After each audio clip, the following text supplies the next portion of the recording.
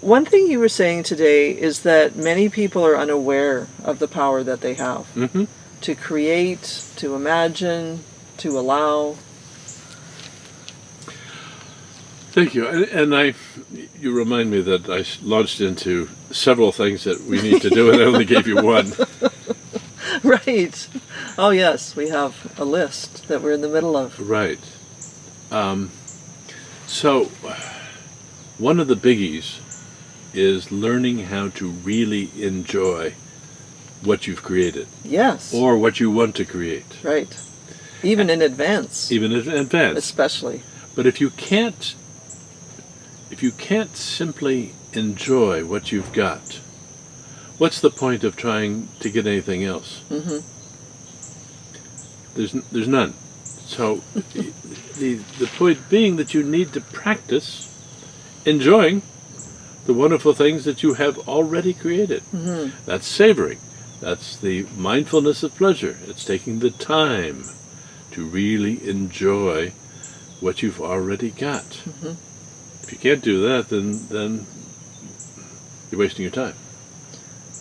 So the whole point is to learn how to savor, how to deeply savor. That is to say, to just sit with what it is that you enjoy, and to feel that enjoyment throughout your whole being and beyond. It is this being in this energy and seeing how wonderful it is. It's the same energy as love, being in the energy of love. And until you can do that fully, then you're not going to be able to manifest all the things that you want. As you pointed out, yes, we need to be able to enjoy what it is that we want. So an important part of this creation is, of course, to just sit with the anticipation, the pleasure of the anticipation of what it is that we want to bring into this world. Well, you imagine a time of presence where you have gifts that are wrapped. A big part of the letdown afterwards is that you know everything that's in there. So the anticipation can sometimes be a time of great savoring, like you say. And just being okay with not knowing. Well, that's a part of course, being in the present moment. Yeah. Is that you don't know what the future is. You know what you have. You know what you think you are trying to create. Right. Often forgetting that you are creating all the time. Right. With those thoughts. With all of your thoughts and all of your beliefs that you're not even aware of. Right. So all of your fears, all of your doubts, and I mean all of, are having a big impact on the reality that you are creating in the present moment. What if you're just not aware of how much all of those thoughts and beliefs are running the show? Then you are living life on automatic pilot and putting up with things happening to you. Right, so there might be some little clues. I know we're sort of in the middle of a list. It's all sort of part of the big picture of what we're talking about in conscious manifestation, though. Right. Yeah. Yes, there are many people who don't recognize that they have the power. Right. And there's not a lot that any of us can do until they get to the point where they say, I want to find a better way. So it then becomes the blessing of dissatisfaction. Yes. Many people get to a place where they are dissatisfied and then just live with it. But the wise person says, okay, this is not good enough for me. Where will I find the pleasure, or at least a better pleasure, that I'll be happier with? And ultimately, that pleasure, they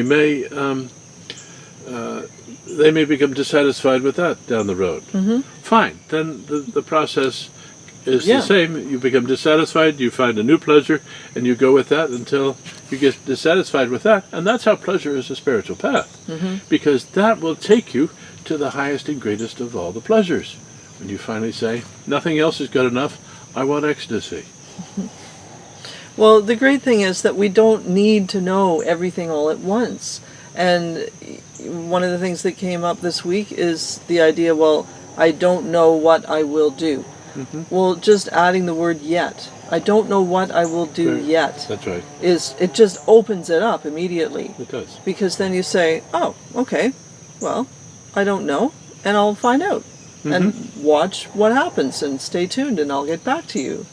So I'd like to use, in that vein, the metaphor of the adventurer. Okay. Somebody who is out exploring things and will try a path, not knowing where it goes, and then finding either it goes someplace great or it doesn't go to any place, and being able to come back and say, okay, that didn't work. I will go in this direction now. So if we adopt the idea that we are adventuring, that we are on an adventure. Being on an adventure means that we don't know what's going to happen. There is risk. That's part of being on an adventure. Yeah. And that's the fun of it. Don't remember fun. Yes.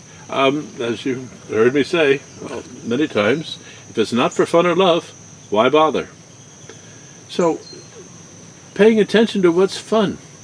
I know that there are all sorts of people who are going to say, hey, but, I've got to do all this other stuff. Well, before I can have fun. That's right. I'm not sure that you do have to do all that stuff before you have fun. Yeah, who told you that anyway? Yeah, right. So, we can have fun. We can have fun in mundane things. We can have, I meditate a lot because it's fun. I like doing the dishes. Yeah. It's fun. Right, okay.